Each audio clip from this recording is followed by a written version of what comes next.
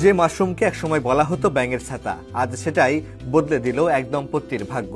বান্দরবানের পাহাড়ে বাড়ির পাশে মাশরুম চাষ করে এখন মাসে লাখ টাকা আয় করছেন জয়সাগর বড়ুয়া ও শিলু বড়ুয়া। সংসারের অভাব ঘোচাতে এই স্বপ্নযাত্রার শুরু। এখন তা বদলে দিয়েছে তার চারপাশও।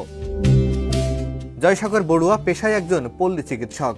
মানুষের বাড়ি বাড়ি গিয়ে চিকিৎসা সেবা দেন। আর তার স্ত্রী শিলু বড়ুয়া একজন গৃহিণী। সংসারের ভার দুজনে মিলে টানলেও তাতে হচ্ছিল না সংসার চালানো।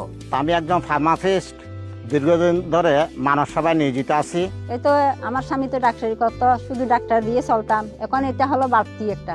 সন্তানদের পড়ালেখা, বাবার চিকিৎসা, সংসারের খরচ সবকিছু মিলিয়ে যেন অভাবী নিত্যসঙ্গী হয়ে দাঁড়ায়। তখনই তারা সিদ্ধান্ত নেন নতুন কিছু করার।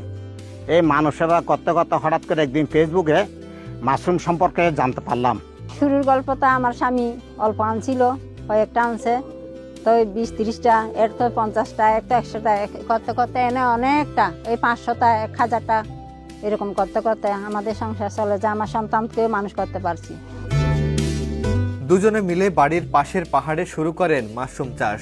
প্রশিক্ষণ আর পরামর্শে চাষ শুরু হয়, আর শুরু থেকে আসে ভালো ফলন, বাড়ে আয়ও। বালাঘাটা হর্টিকালচার আন্ডারে অধীন স্যারের সহযোগিতায় আমি ঢাকা যাই, সাভারে যাওয়ার পরে 10 দিনের প্রশিক্ষণ নিই। এই প্রশিক্ষণে সর্বাঙ্গিকভাবে আমাদের কাকন ম্যাডাম সম্পূর্ণ নিখুঁতভাবে আমাদেরকে প্রশিক্ষণগুলি শেখানো হয়। শেখানোর পর ওখান থেকে আসার পর আমি আরও এগিয়ে গেছি।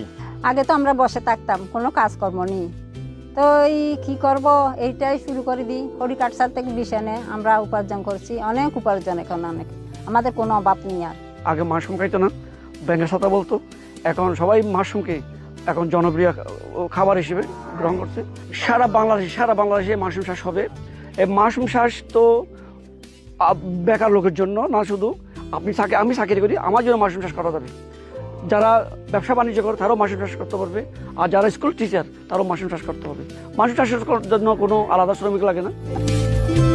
তাদের সাফল্য দেখেই আগ্রহী হচ্ছেন আশেপাশের তরুণরা। কেউ কেউ শুরু করে ফেলেছেন নিজেদের চাষও। মাসে তাদের আয় এখন লাখ টাকার ঘরে। পাহাড়ের মতো কঠিন বাস্তবতা থেকে নিজেদের স্বপ্নকে তুলে এনেছেন সফলতার চূড়ায়।